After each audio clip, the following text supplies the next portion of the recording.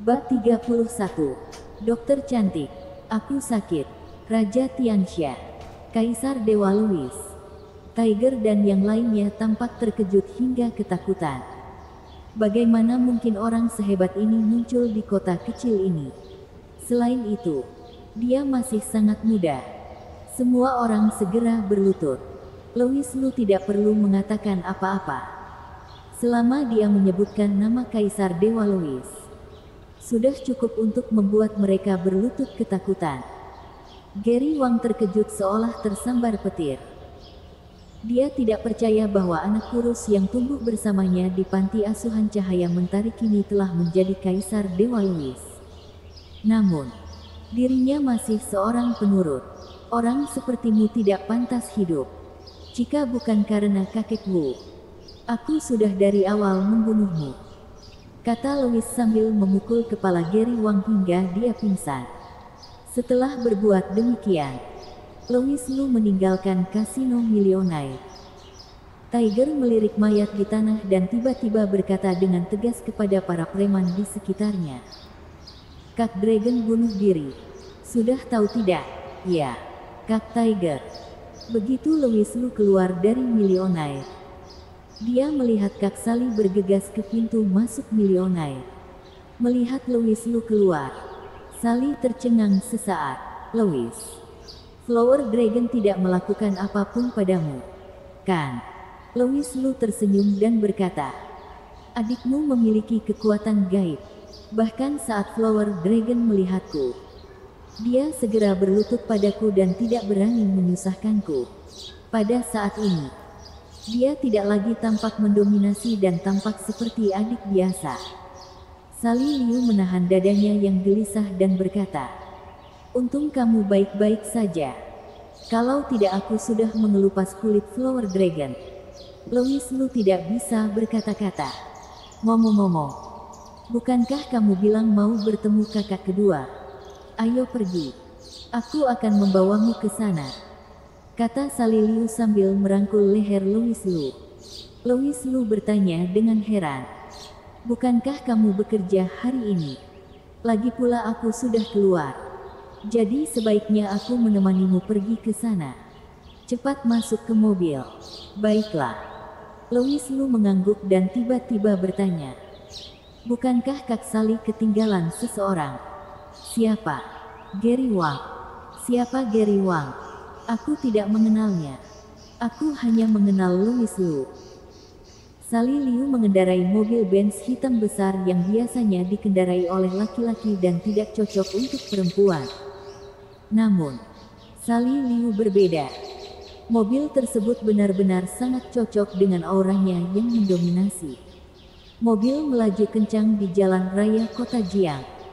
Sally Liu bertanya, apakah kamu sudah tahu kondisi kakak kedua? Kak Hailey sudah memberitahuku.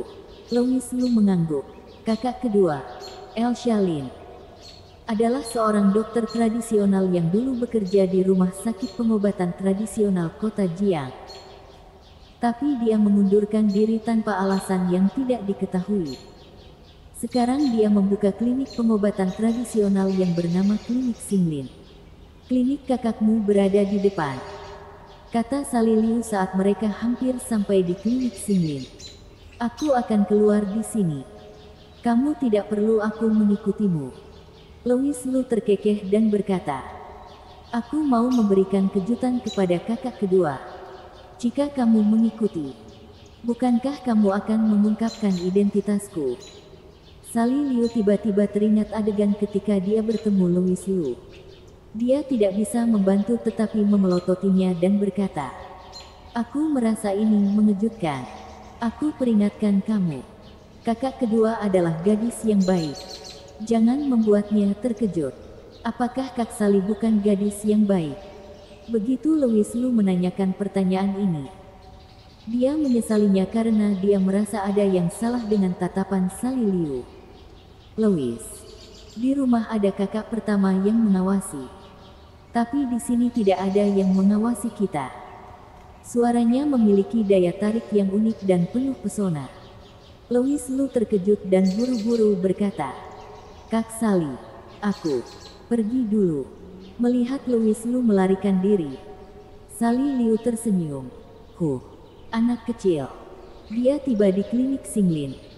Sebelum datang kemari, Louis Lu telah melihat foto. Jadi dia sekilas mengenali bahwa dokter yang berada di dalam klinik adalah kakak keduanya. Elsa Lin. Elsa Lin mengenakan pakaian dokter. Karena saat ini musim panas, lengan bajunya pendek sehingga memperlihatkan dua lengan seputih salju dan sepasang kaki yang menyilaukan mata orang. Kakak kedua sangat cantik. Melihat tidak ada seorang pasien pun di klinik, Louis Lu segera masuk dan duduk berhadapan dengan kakak kedua. "Dokter cantik, aku sakit," kata Louis Lu. Elsa Lin mengangkat kepalanya dan melihat seorang pria muda berwajah familiar menatapnya sambil tersenyum yang membuat Elsa merasa linglung. Tidak mungkin. Elsa Lin menyangkal di dalam hatinya. Pada saat ini, Louis Lu berkata lagi, "Dokter cantik, cepat obati penyakitku." Maaf. Bagian mana sakit?" Elsa Lin meminta maaf dengan tergesa-gesa. Melihat penampilan gelisah kakak kedua, Louis Lu merasa dia sangat imut. Selain itu, suara kakak kedua terdengar merdu.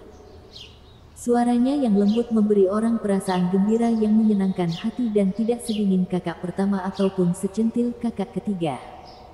Dia tipikal kakak yang berhati lembut.